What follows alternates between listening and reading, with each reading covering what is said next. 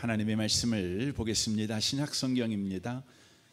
마태복음 말씀입니다. 신약 성경 마태복음 4장입니다. 4장 18절에서 22절까지 기록된 말씀을 보겠습니다.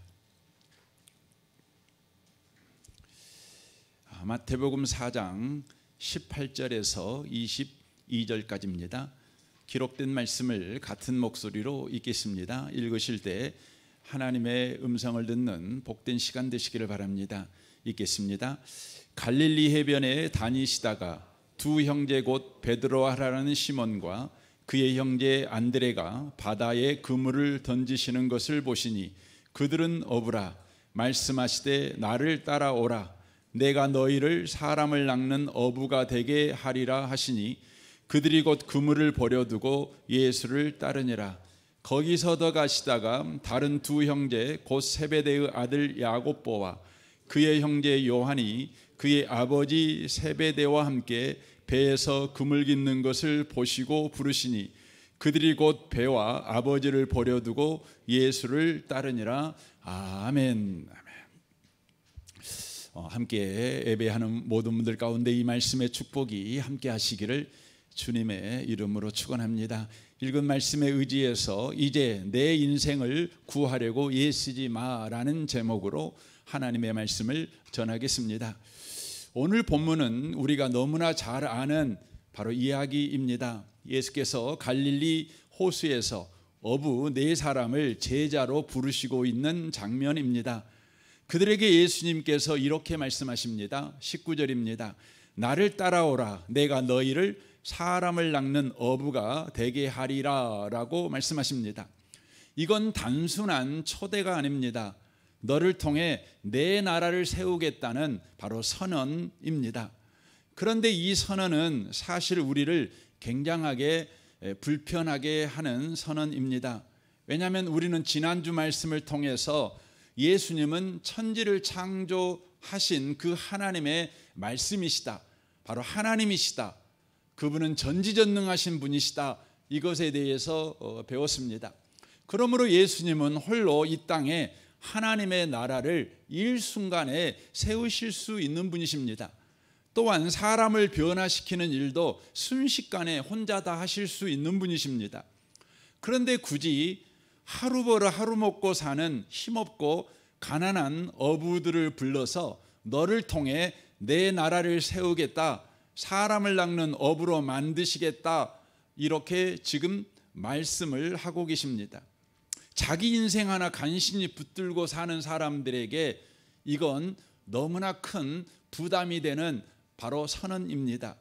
이 부담스러운 이야기는 이 네 사람에게만 속한 것이 아니라 우리에게도 바로 해당되는 바로 이야기입니다. 그렇다면 왜 예수님은 혼자 다 하실 수 있는 일을 왜 사람을 통해서 일을 하실까요? 그 이유를 우리가 먼저 이해해야 합니다. 이건 창세전부터 하나님께서 세우신 바로 하나님의 뜻입니다. 고대 근동 메소포타미아 신화를 보면 신들이 인간을 창조합니다. 어떻게 인간을 창조하냐면 땅의 흙과 바로 반역한 신을 바로 살해해서 바로 그의 피와 살 그리고 땅의 흙을 버물려 가지고 바로 사람을 창조합니다. 왜 사람을 신들은 창조할까요? 그것은 신들이 귀찮게 여기는 일을 바로 사람에게 떠맡기기 위해서라고 그 신화에는 기록되어 있습니다. 신들이 귀찮게 여기는 일은 뭘까요? 바로 그것은 신들 자신의 생존과 편의를 위해 필요한 모든 노동을 가르칩니다. 다시 말하면 신들의 의식주를 해결하는 바로 노동을 하라고 사람을 창조하셨다는 것입니다. 곡식을 재배하고 가축을 기르고 포도를 길러 신들에게 음식과 음료를 제공하게 하고 신들이 거할 신전과 도시를 건설하는 노동을 하게 하기 위해서 바로 인간을 바로 흙과 온수의 피와 살을 섞어 만들었다는 것입니다. 바로 신들의 의식주와 휴식과 향락을 이해한 노예이자 하인으로 사람을 창조했다는 것입니다. 하지만 성경은 정반대의 이야기를 합니다.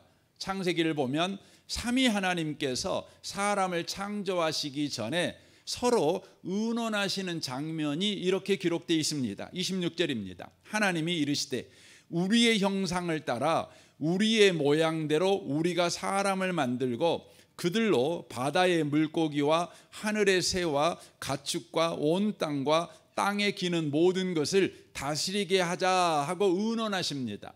그리고는 인간을 만드십니다. 어떻게 만드십니까? 창세기 2장 7절에 보면 여호와 하나님이 땅의 흙으로 사람을 지으시고 생기를 그 코에 불어넣으시니 사람이 생명이 되니라 라고 말합니다. 고대 근동에서는 바로 흙과 온수의 바로 피와 살로 사람을 만들죠. 그런데 성경에 보면 하나님은 사람을 흙과 하나님의 생기로 바로 사람을 창조하십니다. 거기에 생기라는 것은 생명의 숨결을 가르칩니다. 이것은 하나님이 자신의 생명의 요소를 직접 바로 인간에게 불어넣으셨다는 것을 말합니다. 그것이 생명이 됐다는 의미입니다. 그러므로 생명이라는 것은 단순히 숨쉬는 동물이 되었다라는 의미가 아닙니다. 하나님의 생명의 숨결을 받아서 하나님을 닮은 영적 존재로서 하나님을 인식하고 하나님과 인격적 교제를 하며 그 교제를 통해서 살아가는 자가 되었다는 바로 뜻인 것입니다. 한마디로 말하면 노예가 아니라 하나님과 교제하는 하나님 닮은 자녀로 바로 창조하셨다는 것입니다. 그리고는 그들에게 이렇게 말씀하십니다. 28절입니다. 하나님이 그들에게 복을 주시며 하나님이 그들에게 이르시되 생육하고 번성하여 땅에 충만하라 땅을 정복하라 바다의 물고기와 하늘의 새와 땅에 움직이는 모든 생물을 다스리라 이렇게 명령하십니다. 이 말씀은 단순히 세상을 관리하는 노동자가 되라 라는 의미가 아닙니다. 이 땅을 맡길 대리 통치자가 되라 라는 의미입니다. 마치 위대한 왕이 자신의 자녀에게 왕국의 경영권을 맡기듯 하나님은 사람에게 이 땅을 다스리고 정복할 고난을 주셨다는 것입니다. 이것은 어떤 의미입니까? 하나님은 처음부터 하나님의 나라는 사람을 통해 경영되고 확장되도록 계획하셨다는 것을 바로 말하는 것입니다. 이것은 그저 사람을 멋진 공연의 관객이 아니라 하나님이 창조한 세계의 주인공으로 세우기를 원하셨다는 것을 바로 함의하고 있는 것입니다. 그래서 오늘 본문에서 어부를 불러 제자로 삼는 장면은 창세기에서 사람을 창조하는 그대로의 모습을 보여주고 있는 것입니다. 땅의 흙같이 하찮은 어부들을 바로 부르십니다. 그리고는 하나님의 생기인 말씀을 그들의 인생에 불어넣으십니다. 그러므로 사람을 낚는 어부가 되라는 이 주님의 말씀은 너는 이제 생존을 넘어 나의 나라에서 주인공이 되어라 라는 초대이며 주님의 바로 의지의 표명인 것입니다. 당시 유대 사회에서 어부들은 오늘날 우리가 생각하는 낭만적인 직업이 아니었습니다. 어부들은 농부나 장인들보다 훨씬 강도 높은 노동을 했지만 항상 가난했습니다. 왜냐하면 당시의 어부의 일은 날씨와 환경에 크게 의존해야 됐기 때문에 밤새 수고해도 빈 그물일 때가 너무나 많았습니다. 그러다가 어느 날 물고기를 잔뜩 잡은 날도 있지 않겠습니까? 그런데 갈릴리는 당시에 노마의 속국에 있었는데 당시의 어부는 바로 면회세를 내야 했습니다. 그리고 물고기를 잡으면 잡은 만큼의 또 세금을 내야 됐고 그것을 판매하면 또 세금을 내야 됐고 그것을 또 이동하면 통행세도 내야 했습니다. 이걸 다 합하면 어획량의 약 60%를 각종 세금으로 뜯겼다는 것입니다.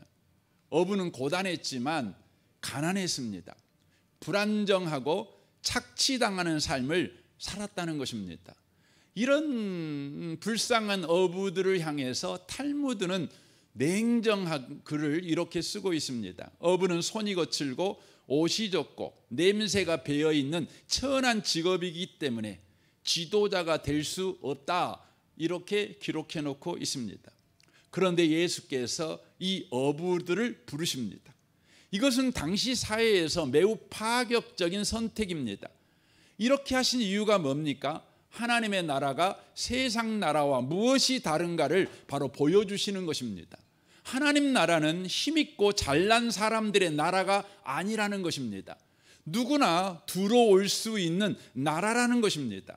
그리고 자신의 생존에 급급한 삶을 살던 자가 타인을 살리고 풍성하게 하고 또한 구원하는 영광된 삶을 살게 하는 나라가 바로 하나님의 나라라는 것입니다.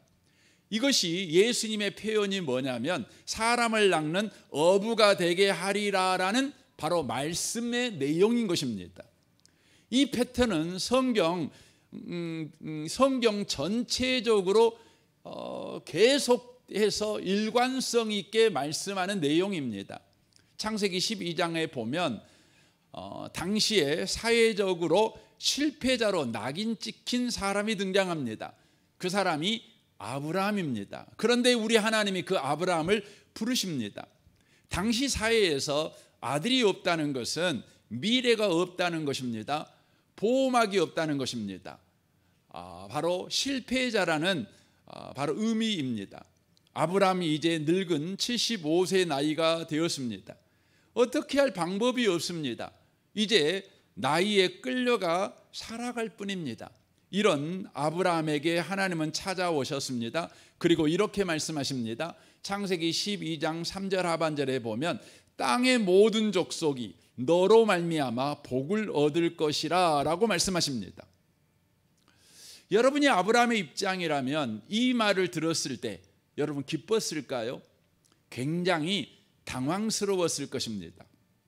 자기 앞가름도 제대로 못해 걱정 근심이 가득한 늙은 사람에게 네 인생 걱정하지 마, 내가 너를 세상 모든 민족에게 복을 주는 풍성한 사람으로 만들 거야, 이렇게 지금 말을 하고 있는 것입니다. 얼마나 황당하겠습니까? 여러분, 당시에 아브라함은 이 말씀이 어떻게 들렸을까요? 여러분이 생각할 때는 이 말이 어떻게 들립니까? 하나님의 구라처럼 들리십니까? 그러나 4,000년이 흐른 지금 이 말씀이 어떻게 되었는가를 우리는 지금 보고 있습니다. 오늘날 세계 인구의 약 2분의 1이 아브라함을 자기 조상이라고 자랑스럽게 고백합니다. 유대인들은 말할 것도 없고 아랍인들도 아브라함을 자기 혈통의 조상이라고 자랑합니다. 여러분, 우리 기독교인들도 아브라함을 믿음의 조상이라고 여러분 고백합니다. 출애굽기 3장을 보시면 모세가 등장합니다. 그의 나이 80살입니다. 그에게는 화려한 과거가 있었습니다. 그의 나이 40 전까지의 이야기입니다. 40살 이후 80살까지 그는 광야에서 목동으로 살았습니다. 모래와 바람과 태양이 전부인 땅에서 살았습니다. 광야는 화려했던 과거의 왕자 시절을 지워버리고 이제 메마른 피부와 늙은 백발과 지팡이를 의지해야 하는 늙은이를 만들어 버렸습니다. 모세 자신도 자신은 더 이상 쓸모없는 노인이라고 생각했습니다. 그러나 그때 하나님이 찾아오셨습니다. 그리고 이렇게 말하는 것입니다. 내 백성을 애굽에서 구원해 내라, 이렇게 말합니다. 이 말의 의미는 어떤 의미입니까? 이제 네 인생을 더 이상 짠하게 여기지 마, 구해내려고 애쓰지 마, 그 말입니다. 내가 너를 애굽에서 내 백성을 구원해낼 전무후무한 바로 지도자로 세울 거야 라는 의미의 말입니다. 여러분, 이런 말을 들었을 때 모세가 얼마나 황당했겠습니까? 여러분, 하나님 나라는 세상 나라와 다릅니다. 여러분이 예수를 믿기 전과 예수 믿은 이후의 여러분의 인생은 다릅니다. 여러분이 예수를 믿는다는 것은 여러분과 저의 인생에 하나님의 나라가 바로 시작됐다는 것입니다. 하나님의 나라는 뭡니까? 약한 자를 생존에 매달린 삶에서 영광으로의 삶을 살게 하는 나라, 바로 그것이 하나님 나라라고 하는 것입니다. 여러분이 예수를 믿는다면 이제 이 하나님의 나라가 여러분의 인생에 침노했습니다. 이제 여러분은 여러분의 인생에 대해서 기대해야 합니다. 바로 생존을 해결하는 인생이 아니라 영광스러운 인생에 대한 바로 기대를 해야 된다는 것입니다. 그러면 어떻게 우리는 이 하나님의 나라 속에 들어와 살고 있는 우리는 어떤 반응을 하며 살아야 됩니까? 신명기 7장 7절에 보면 이런 말씀이 있습니다. 여호와께서 너희를 기뻐하시고 너희를 택하신 것은 너희가 다른 민족보다 수요가 많기 때문이 아니니라. 너희는 오히려 모든 민족 중에 가장 적으니라 라고 말합니다. 하나님께서 이스라엘 민족을 선택한 이유가 뭐냐? 강하기 때문에 선택한 것이 아니라 이 세상에 있는 2만 4천 민족 가운데 가장 작은 민족이 이스라엘 민족인 까닭에 그들을 바로 선택했다는 것입니다. 여러분, 작다는 것은 어떤 의미입니까? 생존을 위해 살 수밖에 없다는 것입니다. 남을 돌아볼 여력이 없다는 것입니다. 자기 목구멍이 포도청이라는 것이죠. 자기 목숨이 항상 경각에 달려 있기 때문에 자기 목숨 보존하기 위해서 전전긍긍하는 삶을 살아야 된다는 것이 뭐냐면 작다는 것입니다. 이런 이스라엘에게 하나님은 내가 너를 구원했어. 너는 이제 하나님 나라 속에 들어와 살고 있는 거야. 그러니 이제 하나님의 나라에 걸맞게 네 인생이 바로 살아가야 돼. 이렇게 사는 거야 하고 이렇게 살라고 말씀하십니다. 출애굽기 19장 5절입니다. 세계가 다 내게 속하였나니 너희가 내 말을 잘 듣고 내 언약을 지키면 너희는 모든 민족 중에서 내 소유가 되겠고 너희가 내게 대하여 제사장 나라가 되며 거룩한 백성이 되리라. 너는 이 말을 이스라엘 자손에게 전할지니라 라고 말합니다. 이 말씀은 이런 말씀입니다. 하나님이 너희에게 주신 약속의 말씀이 네 인생 속에 항상 살아있으면 인생의 판도는 달라질 것이다.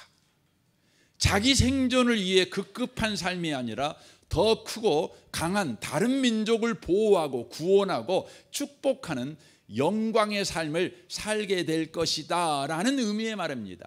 이 말을 다시 말씀드리면 이런 의미의 말입니다. 가장 작은 우리에게 하나님의 말씀으로 찾아오셨을 때 예라고 순종하는 모험적인 믿음으로 모험적인 믿음의 도전의 삶을 살아가라는 것입니다. 그때 우리의 삶은 세상 나라의 강육 약식에서 벗어나 약한 자가 강한 자를 축복하고 보호하며 함께 어울리는 하나님 나라를 살게 된다라는 의미의 말입니다. 이런 말을 들을 때 늘 우리는 이런 반응을 합니다. 그래요 주님, 저도 예라고 순종하는 삶을 살고 싶어요. 그런데 잘 안 돼요. 어떻게 해야 돼요? 우리는 이런 반응을 합니다. 마태복음 28장을 보겠습니다. 16절입니다. 11제자가 갈릴리에 가서 예수께서 지시하신 땅 산에 이르러 예수를 배웠고 경배하나 아직도 의심하는 사람이 있더라. 아직도 의심하는 사람이 있더라. 예수께서 나와 말씀하여 이르시되 하늘과 땅의 모든 권세를 내게 주셨으니 그러므로 너희는 가서 모든 민족을 제자로 삼아 아버지와 아들과 성령의 이름으로 세례를 베풀고 내가 너희에게 분부한 모든 것을 가르쳐 지키게 하라라고 말씀합니다. 11 제자들 가운데 여전히 의심하는 사람이 있었습니다. 연약한 사람들이 있었다는 것이죠. 확신이 없어 여전히 갈등하는 사람이 있었다는 것입니다. 그러나 그런 사람들에게 예수님은 이대한 명령을 내리십니다. 그것은 단순히 종교 활동을 하라는 명령이 아닙니다. 세상 속으로 들어가 하나님 나라를 살아내라. 세상 속으로 하나님 나라를 가지고 들어가 살라라는 그런 명령입니다. 여러분, 의심하고 약하고 확신이 없는 사람에게 이런 명령을 하는 것은 여러분 언밸런스 하지 않습니까? 그러나 얼마 가지 않아 그들은 이 이대한 명령을 수행하고도 남는 사람이 됩니다. 왜입니까? 주님이 이 약속을 하셨습니다. 사도행전 1장 8절입니다. 오직 성령이 너희에게 임하시면 너희가 권능을 받고 예루살렘과 온 유대와 사마리아와 땅끝까지 이르러 내 증인이 되리라 하시니라 라고 말합니다. 이 주님의 약속을 의심하는 그들, 아직도 확신하지 못하여 갈등하고 있는 그들이 이 말씀을 붙들었습니다. 그래서 14절은 이렇게 말합니다. 여자들과 예수의 어머니 마리아와 예수의 아우들과 더불어 마음을 같이하여 오로지 기도에 힘쓰더라 라고 말합니다. 그들은 하나님의 말씀, 예수의 말씀 순종해야 되지만 순종하지 못하는 여전히 갈팡질팡한 그들이지만 주님이 성령 받으면 니들 순종하며 살아갈 수 있어. 니들이 순종하기만 하면 너희들이 세상 속에서 하나님 나라를 가지고 살 수 있어. 이 말을 하자 그들은 이 말씀을 붙잡고 기도했습니다. 그리고 그들은 주님의 약속대로 성령의 권능을 받게 됩니다. 그러자 의심하고 약하고 확신 없던 그들이 바로 예루살렘과 유대를 넘어 사마리아와 땅끝까지 나아가 모험적인 바로 순종의 삶을 살아가는 바로 행동하는 그리스도인들이 됩니다. 이것을 기록한 역사 기록물이 바로 사도행전인 것입니다. 성령 받은 이들은 모험적인 믿음의 도전을 할 때에 예루살렘의 강력한 종교가 막지를 못합니다. 유대의 뿌리 깊은 선민의식이 막지를 못합니다. 사마리아의 깊은 상처, 사마리아의 거절 감정이 바로 그들을 막아내지를 못합니다. 로마의 강력한 황제 권력과 바로 군대와 행정력도 바로 그들을 가로막지 못합니다. 게르만 민족과 바이킹 민족의 잔인함과 야만성도 바로 그들이 걸어가는 길, 그들이 하나님 나라를 가지고 그들의 삶에 들어오는 것을 막지를 못합니다. 인류 역사는 역사 내내 지구 전체를 소동케 하는 이 이대한 행전의 기록이라는 것을 우리가 놓치시면 안 되는 것입니다. 지금 하나님은 우리에게 이렇게 말씀하십니다. 이제 네 인생 그만 걱정해라. 나의 나라를 위한 모험을 하라. 관람객으로 앉아있지 말고 무대의 주인공이 되어라 라고 지금 말씀하십니다. 이 말씀을 받은 우리는 여호수아와 갈렙처럼 살아야 합니다. 민수기 14장 9절입니다. 다만 여호와를 거역하지 말라. 그 땅 백성을 두려워하지 말라. 그들은 우리의 먹이라. 그들의 보호자는 그들에게서 떠났고 여호와는 우리와 함께 하시느니라. 그들을 두려워하지 말라라고 말씀하십니다. 우리가 모험적인 바로 순종을 하지 못하는 이유는 바로 단순히 연약해서가 아닙니다. 하나님을 거역하고 눈앞의 땅만 보기 때문에 그렇습니다. 그럴 때 땅이 두렵게 보입니다. 우리를 삼킬 것처럼 보입니다. 그러나 말씀하시는 하나님만 바라보면 그 땅이 오히려 우리의 밥상이 됩니다. 우리의 역할은 뭡니까? 완벽한 준비가 아닙니다. 주님의 약속을 붙잡고 성령 충만을 구하는 것입니다. 그리고 순종하는 것입니다. 영화배우 황정민 씨가 시상식에서 이런 말을 했습니다. 모든 스태프들이 차려놓은 밥상에 저는 숟가락만 얹었을 뿐입니다 라고 말합니다. 그렇습니다. 하나님은 이미 모든 무대를 준비하신 감독이자 작가이십니다. 대본을 쓰셨고 무대를 세우셨습니다. 그리고 심지어 성령까지 준비하셨습니다. 이제 우리는 그저 하나님이 차려놓은 밥상에 순종이라는 숟가락 하나 얹으면 되는 것입니다. 그러니 오늘 하나님이 다시 하신 말씀을 저와 여러분이 들어야 합니다. 이제 그만 인생 걱정해라. 이제 그만 네 인생 걱정해라. 나는 너를 하나님 나라의 모험가로 불렀다. 그러니 이제 성령 충만을 구하십시오. 그리고 주저 말고 모험적으로 여러분 순종하십시오. 도전적인 순종의 삶을 살아가시는 모든 분들이 다 되시기를 주님의 이름으로 축원합니다. 이 시간 같이 한번 기도하기를 원합니다.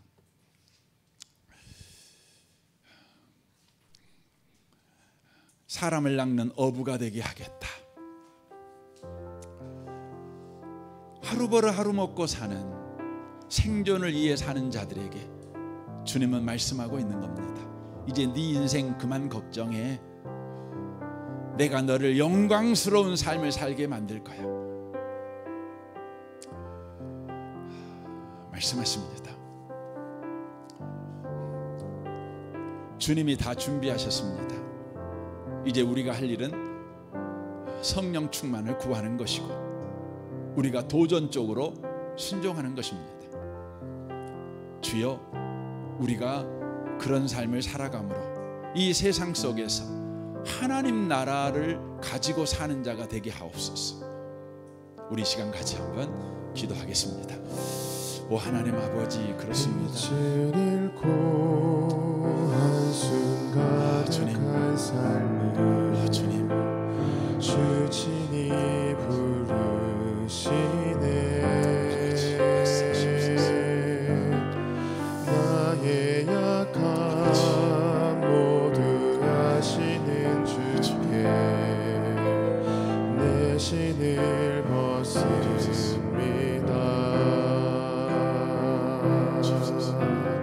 낙심하고 고된 인생을 통해 주의 뜻 이루시네.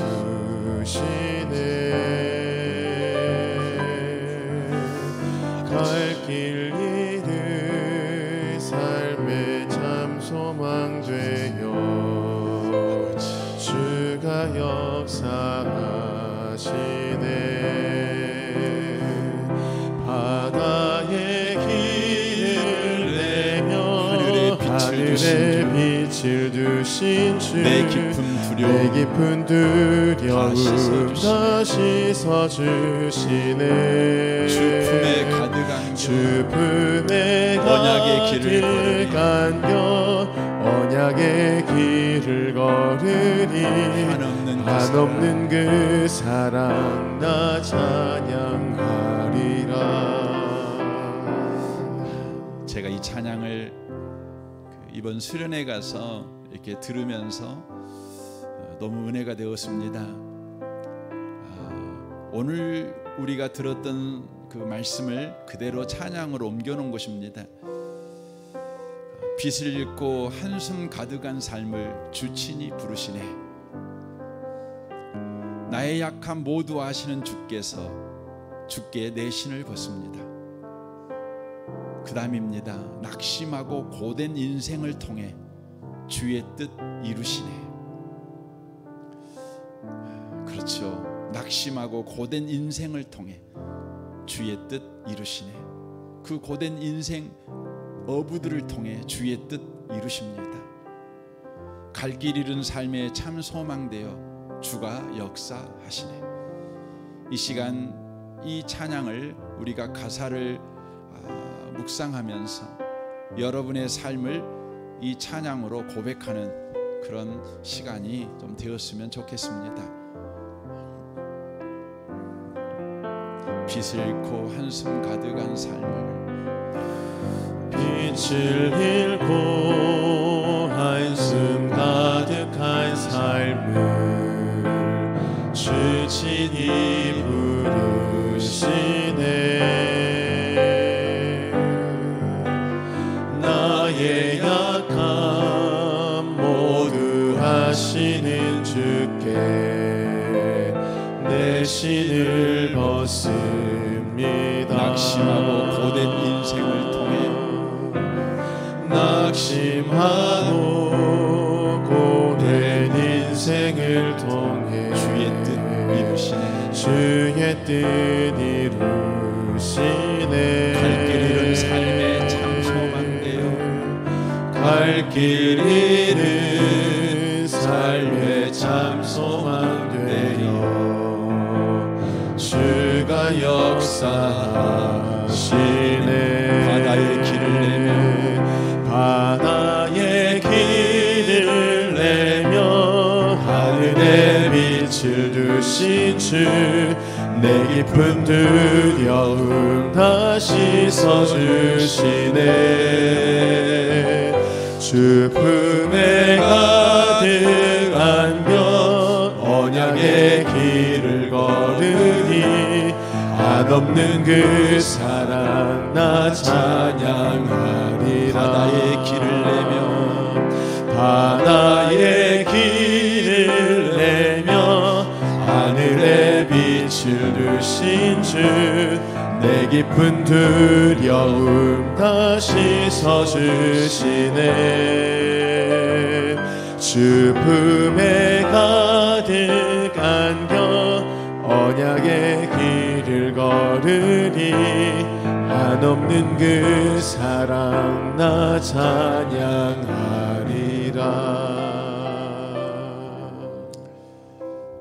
낙심하고 고된 자를 향하여 주님은 너 희망 좀 가져, 좀 실력 좀 키워, 그러면 내가 너를 쓸 거야 라고 말씀하지 아니하시고 낙심하고 고된 인생을 그대로 받으시고 그 인생을 통해 주의 뜻 이루어 가시는 주님을 찬양합니다.